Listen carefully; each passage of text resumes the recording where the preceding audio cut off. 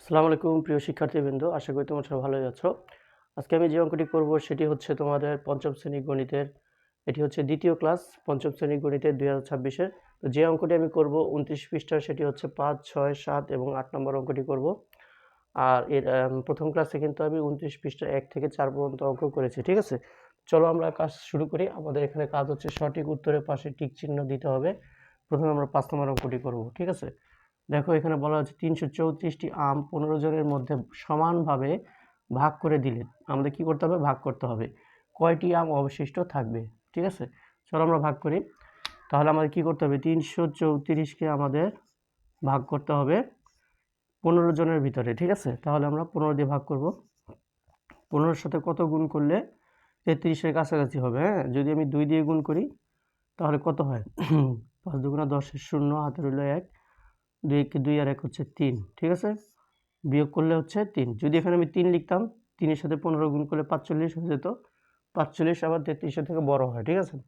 তাহলে 3 নেওয়া যাবে না, এখানে 2 নিতে হবে। 2 এর সাথে 15 গুণ করলে আমরা 33 পাইছি। 33 থেকে 30 বিয়োগ করলে 3। 3 এখন 15 থেকে ছোট, তাহলে কি করতে হবে?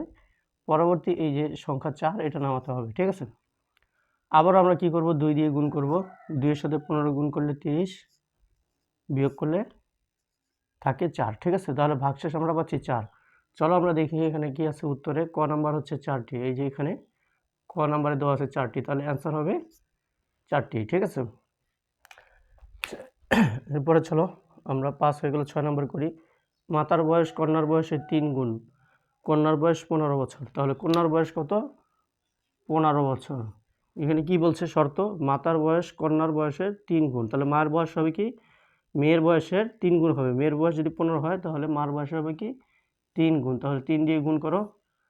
3 5 15, 5 হাতে রইল 1, 3 1 3 আর 1 হচ্ছে 4। তাহলে মার বয়স হচ্ছে কত? 45, আর মেয়ের বয়স হচ্ছে, এটা হচ্ছে মেয়ে, হ্যাঁ, মেয়ের বয়স হচ্ছে 15। মেয়ের বয়স হচ্ছে 15 আর মায়ের বয়স হচ্ছে 45, ঠিক আছে? 10 বছর পরে মাতার বয়স কত? তাহলে মাতার বয়স 45, 10 বছর পরে এর সাথে আরও 10 যোগ করতে হবে। 45 আর 10 যোগ করলে 55।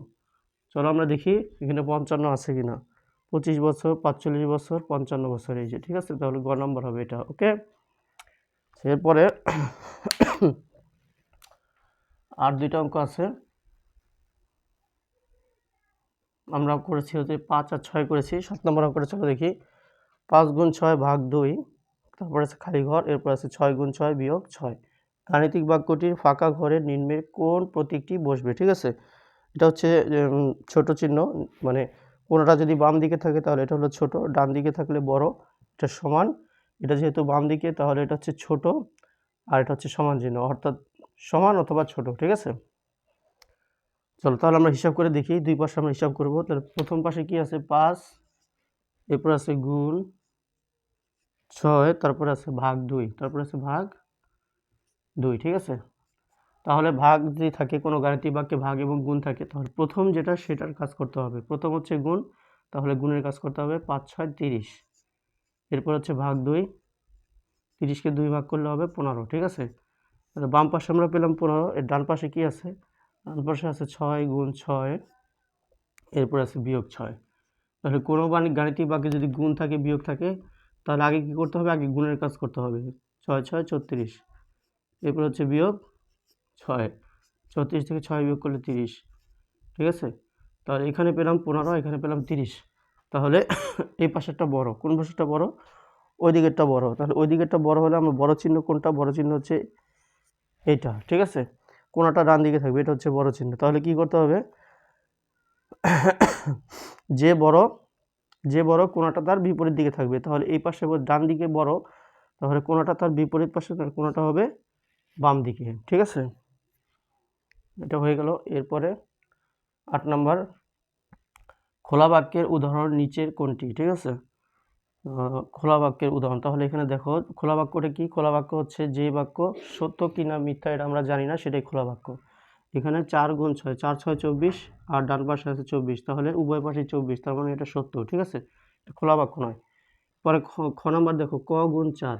এখন ক এর মান কত হবে এটা আমরা জানি না, তাহলে কয়ের সাথে 4 গুণ করলে কত হবে এটা আমরা জানি না, তাহলে এটা সত্য না মিথ্যা আমরা বলতে পারবো না, তাহলে এটাই হচ্ছে খোলা বাক্য। ঠিক আছে, এরপরে দেখো 8কে 2 দিয়ে ভাগ করলে 4 হয়, এটা সত্য।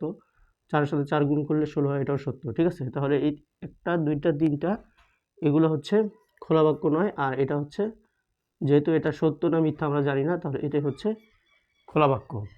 ঠিক আছে, তো আজকে এই পর্যন্তই। আসসালামু আলাইকুম।